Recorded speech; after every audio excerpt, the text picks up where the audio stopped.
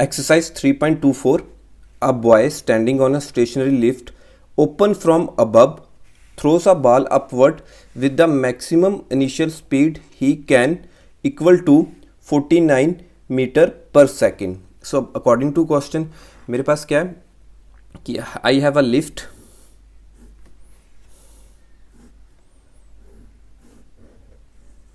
So एक lift है, इसमें एक बॉय है जो इसमें स्टैंड है. सो वो एक बॉल को जो मेरी लिफ्ट है वो ओपन फ्रॉम टॉप है, तो वो बॉल उसके हाथ में एक बॉल है.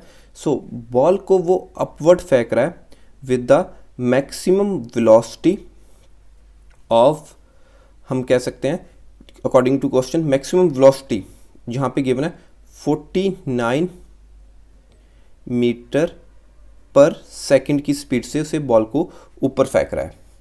So how much time does the ball takes to return is hand.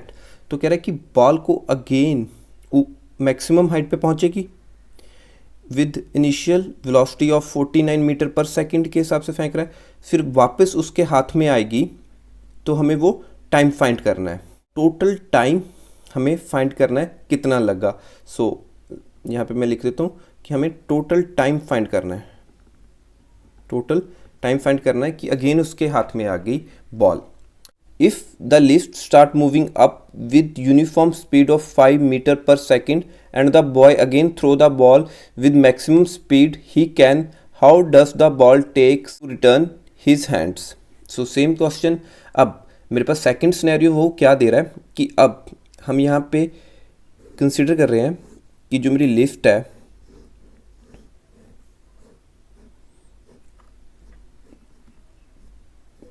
ठीक है, वो भी अब मूव करेगी विद 5 मीटर पर सेकंड से. अगेन बॉय बॉल को थ्रो करेगा सेम 49 मीटर पर सेकंड की रफ्तार से ही, क्योंकि ऊपर ही बता दिया था कि मैक्सिमम इनिशियल स्पीड वो 49 मीटर उसकी मैक्सिमम स्पीड से फेंकेगा. So this is my scenario second.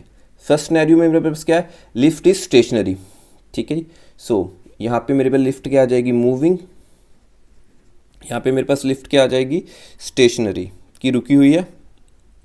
अब पहले हम फर्स्ट केस देख लेते हैं, फिर हम सेकंड केस को देखेंगे. सो फर्स्ट केस, जब बॉल को फेंकेगा वो 49 मीटर पर सेकंड की स्पीड से फेंकेगा. ये 49 मीटर सेकंड इसके यहाँ पे है बिल्कुल, जब ये थ्रो कर रहा है बॉल तब ये स्पीड होगी. ठीक है. So v naught let be initial velocity of ball, हमें गिवन है 49 metre per second. So acceleration due to gravity और ए और जी ये होगी मेरे पास -9.8 मीटर पर सेकंड स्क्वायर. ठीक है जी. क्यों हमने नेगेटिव साइन क्यों लिया, क्योंकि हम यहाँ पे कंसिडर करेंगे कि लेट कि जो हम अपवर्ड डायरेक्शन में मोशन होगा उसे हम पॉजिटिव कंसिडर करेंगे, जो डाउनवर्ड मोशन होगा उसे हम नेगेटिव कंसिडर करेंगे.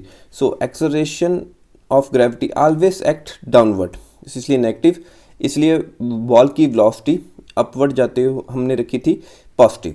अब हमें फाइंड क्या करना है कि कितना टाइम लगा बॉल को मैक्सिमम हाइट के पहुंचने के बाद फिर उसी हैंड में आने में. सो अब यहाँ पे देख सकते हैं कि इनिशियल जहाँ से बॉल ने स्टार्ट किया था वहीं पहुँच गई वापस, तो डिस्टेंस ट्रैवल कितना किया बॉल ने. So let x be distance travel by ball. So x will be 0 meter. क्यों, क्योंकि जहाँ से स्टार्ट किया था हम वहीं पे पहुँच गए, तो इनिशियल पोजीशन और फाइनल पोजीशन मेरे पास सेम आ गई. सो अब स्टार्ट करते हैं. So my formula, x distance travel by is equal to v naught t plus half a t square. Total path की बात कर रहे हैं. So x will be my 0, so v naught 49, हमने टी निकालना है, प्लस हाफ ए की value -9.8 T square. सो अब 2 से इसे कैंसिल कर दूँ तो मेरे पास कितना आ जाएगा 4.9. सो -4.9. अब ये माइनस अगर मैं इस तरफ ले आऊँ तो ये पॉजिटिव हो जाएगा. सो 4.9 साथ में टी स्केयर है, t square is equal to 49 t. अब यहाँ पे टी स्केयर से ये टी कैंसिल कर सकता हूँ, तो मेरे पास क्या आ रहा है 4.9 टी इज इक्वल टू 49. सो हमने टी की वैल्यू निकालनी है 49 divided by 4.9. So after cancelling, it became 10 second. So my t comes out to be 10 second. This is our answer in when our lift is stationary. अब हम इस scenario को देखते हैं, सेकंड सिनेरियो को। जब मेरी जो लिफ्ट है वो भी इनिशियल वेलोसिटी, मतलब आप कह सकते हैं 5 मीटर पर सेकंड की कांस्टेंट स्पीड से मूव कर रही है। क्लियर? सो आप देखिए, अगर मेरी लिफ्ट अपवर्ड मूव कर रही है, सेम डायरेक्शन में मूव कर रही है एज जिसमें मैं बॉल को थ्रो कर रहा हूँ, तो जिस स्पीड से मेरी लिफ्ट मूव करेगी, तो यहाँ पे जो 49 उसकी इनिशियल वैल्यू थी बॉय की, वो भी इंक्रीज कर जाएगी। So it also become 49 plus 5 metre per second.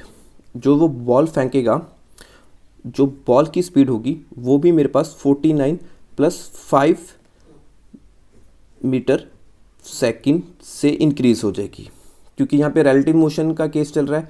जैसे आपने देखा होगा, आप अगर ट्रेन में सफ़र कर रहे हैं, आप कोई कॉइन फ्लिप करते हैं, बेशक वो हवा में ही है, वो आपके साथ साथ ही फ्लिप करेगा और अगेन आपके हाथ में ही आएगा। सो अगर अब इन दोनों केसेस में अगर मैं रिलेटिव और जो आप कह सकते हैं इफ़ेक्टिव वेलोसिटी निकालूं, तो मेरे पास 49 ही आ रही है। ठीक है, इस केस को हम कंसिडर करके देख लेते हैं। मानिए कि जैसे देखिए, अब आपकी लिफ्ट 5 से जा रही है। क्लियर? सो पहले केस में क्या था, मेरी लिफ्ट 0 थी। सो पहले केस, फर्स्ट केस में लिफ्ट 0 वेलोसिटी पे थी, तो मेरे पास ball maximum speed boy can 49 metre per second से वो फेंक सकता था। When my lift move 5 metre per second, so जो माई बॉल है उसकी स्पीड भी 49 प्लस 5 मीटर पर सेकंड ही हो जाएगी। सो सेम जितना हमारा लिफ्ट मूव करेगी, जितना हमारे बॉय की पोजीशन ऊपर जाएगी, बॉल की हाइट भी उतनी ही बढ़ जाएगी, हमारी बॉल की स्पीड भी बढ़ जाएगी उसी फैक्टर से जिस फैक्टर से मेरी लिफ्ट मूव कर रही है। तो यहाँ पे मैं क्या कह सकता हूँ कि जो मेरी इफ़ेक्टिव स्पीड है, ठीक है, इन दो केसेस के सिनेरियो से मैं कह सकता हूँ कि हम समझ सकते हैं अब हम यहाँ पे क्या कहेंगे, द रिलेटिव जो वेलोसिटी है of the ball with respect to boy, क्योंकि बॉय भी तो मूव कर रहा है। ठीक है, with respect to boy still remains 49 metre per second. So जो मेरी रिलेटिव वेलोसिटी है वो इस केस में भी 49 मीटर पर सेकेंड ही रह रही है। सो सेम, अगर 49 सेकेंड में इतना टाइम लग रहा है 10 सेकेंड्स, सो हम कह सकते हैं even, hence even in this case the ball will return to boy's hand after 10 seconds. So this is our second answer कि दोनों केस में ही मेरे पास 10 सेकेंड का टाइम लग रहा है।